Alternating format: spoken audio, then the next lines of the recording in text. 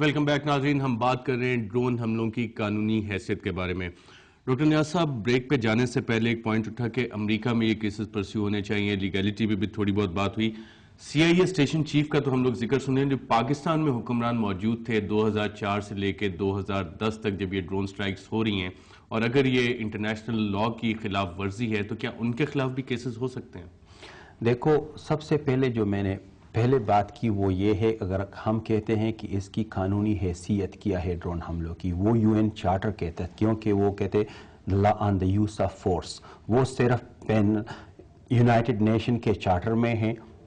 اگر آپ اس کی وائلیشن کی بات کرتے ہیں تو رائٹ فورم جو ہے وہ انٹرنیشنل کورٹ آف جسٹس ہے. دوسری جو انٹرنیشنل لا کی برانچ ہے وہ انٹرنیشنل ہیومینیٹیرین لا ہے. اگر اس کی وائلیشن ہوئی ہے تو انٹرنیشنل ہیومینیٹیرین لا کے مطابق اس کی نیشنل امپلیمنٹیشن ہے.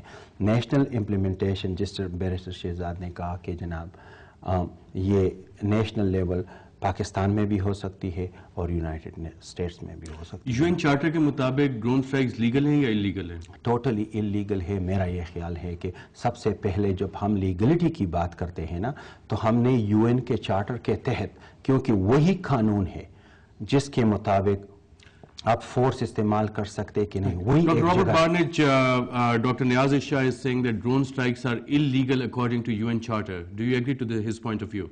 Well, it's not a matter if I personally agree, but certainly I can articulate the Obama administration's view, which would be the counter view, which is that the drone strikes are part of a continuation of the self-defense, which is permissible under Article 51 of the UN Charter, that the U.S.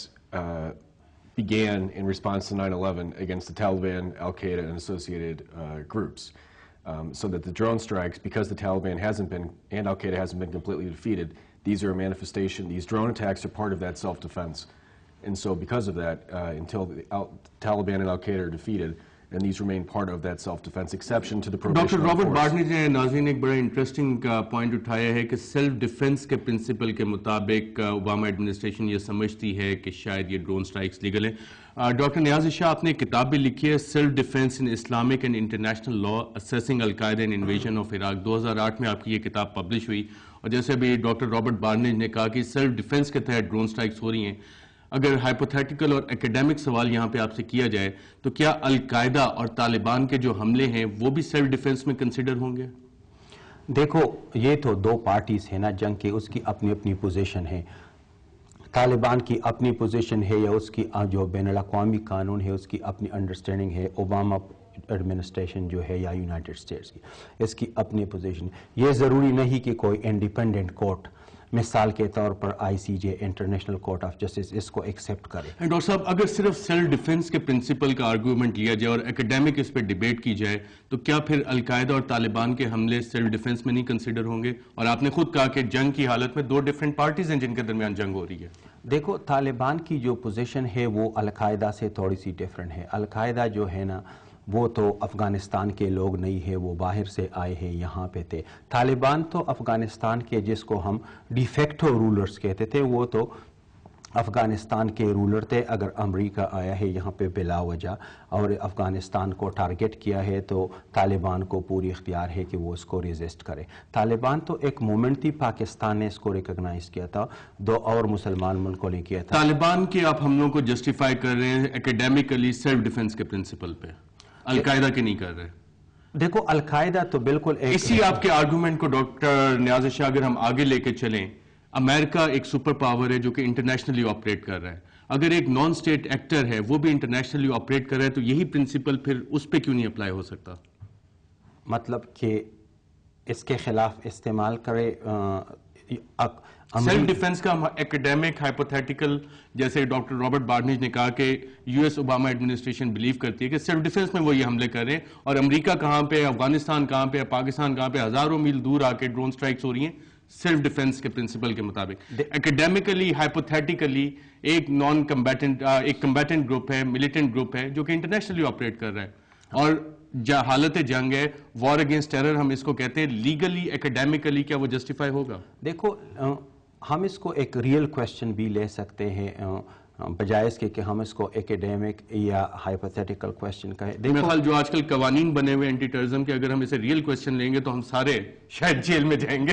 لیکن اس میں یہ چیز add کرنا چاہوں گا کہ یہ جو پوری بحث ہے سیلف ڈیفنس کی، یہ اس لیے اس میں ختم ہو جاتی ہے پاکستانی ڈرون حملوں میں کہ یہاں تو بلا تفریق مارے جا رہے ہیں نا. القاعدہ نے وار اگر ڈکلیئر کی ہوئی ہے یو ایس کے خلاف تو پھر صرف القاعدہ کا پریسائز، جس طرح لیون پیناٹا نے کہا ہوا ہے بہت دفعہ کہ ہمارے حملے بہت پریسائز ہیں، میں ان کی پریسیجن سے اگری کرتا ہوں کہ جہاں وہ بٹن دباتے ہیں وہاں جا کے لگتا ہے، لیکن ان کی جو ہیومن انٹیلیجنس ہے وہ اتنی فالٹی ہے کہ وہ ہر موونگ چیز کو میر علی میں، میرام شاہ میں ہٹ کر رہی ہے، ٹارگٹ کر رہی ہے. گاڑی چلتی ہوئی گاڑیوں کو ٹارگٹ کیا جاتا ہے اور اس میں بندے کون ہیں کوئی پتہ نہیں ہے.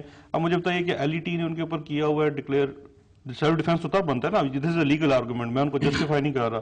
کیا پاکستانی ٹی ٹی پی نے کیا ہوا ہے؟ وہ تو نہیں ہے. یا باقی جو دوسرے پاکستانی طالبان بھی اس میں مارے گئے ہیں تو ان کی تو سیلف ڈیفنس کہاں سے آ گیا امریکہ کے ساتھ؟ اس کا تو کوئی نیکسس نہیں ہے نا. بات یہ ہے کہ 2004 سے جب یہ حملے شروع ہوئے تو 2007 تک تو صرف 7، 8 یا 10 حملے ہوئے. اس کے بعد جب یہ نبض ٹٹولی کی پاکستانی حکومت کی اور عوام دونوں کی کہ یہاں تو کسی کو کوئی پرواہ نہیں پڑتی، تو انہوں نے کہا ٹھیک ہے، بیفور ہمارا جو ایگزٹ ہونا ہے افغانستان سے اس سے پہلے جتنے بھی لوگ آپ مار سکتے ہیں مار دیجئے. لیکن اس کا جو ایفیکٹ ہوا ہے، جو ایک سائیکل آف ٹیرر شروع ہوا ہے، وہ پاکستان بھگت رہا ہے کہ ادھر ڈرون اٹیک ہوتا ہے، ادھر سوسائڈ حملہ ہوتا ہے، ادھر ڈرون اٹیک ہوتا ہے. اب یہ جو ڈرون اٹیکس ہیں یہ سوسائڈ بومبنگ کی نرسری ہے. آپ ایک ڈرون اٹیک کرتے ہیں وہاں 10 سوسائڈرز پیدا ہو جاتے ہیں. اس کو بھگت کون رہا ہے؟ اسلام آباد، لاہور، کراچی، پشاور میں رہنے والے عام لوگ بھگت رہے ہیں. تو پاکستان کو یہاں یہ بھی سوچنا پڑے گا کہ ہمیں اس سائیکل آف ٹیرر سے نکلنا ہے. کیونکہ دیکھیے اب امریکہ بھی طالبان کے ساتھ نیگوسیشن کرنا شروع ہو گیا ہے. انہوں نے تو یہاں تک نیگوسیشن کر لی، ان کی ٹیررسٹ کا یہ عالم ہے کہ کوئٹہ کا ایک دکاندار ان سے نیگوسیشن کرتا رہا طالبان بن کے. تو اب ہمیں اپنے آپ کو اس سے ذرا ہٹ کے دیکھنا پڑے گا کہ ہمارے اس وقت یہاں پہ سٹیکس کیا ہیں، اور اس سٹیکس کے اندر ہمیں اپنے شہروں کو، اپنی جگہوں کو محفوظ بنانا پڑے گا. جس طرح سے سیلف ڈیفنس امریکہ کا رائٹ ہے، اس طرح سے پاکستان کا بھی سیلف ڈیفنس رائٹ ہے، اور اس میں آپ کو اپنی اسٹریٹجی بھی دیکھنی پڑے گی کہ بالکل ناظرین، سیلف ڈیفنس پاکستان کا بھی حق ہے اور اس میں ہمیں اپنی اسٹریٹجی بھی دیکھنی پڑے گی اور اسے ریویو کرنا پڑے گا. یہاں پہ ناظرین ہم ایک چھوٹا سا وقفہ لیں گے اور وقفے کے بعد جب واپس آئیں گے تو ڈرون حملوں کی قانونی حیثیت پہ اپنی گفتگو جاری رکھیں گے.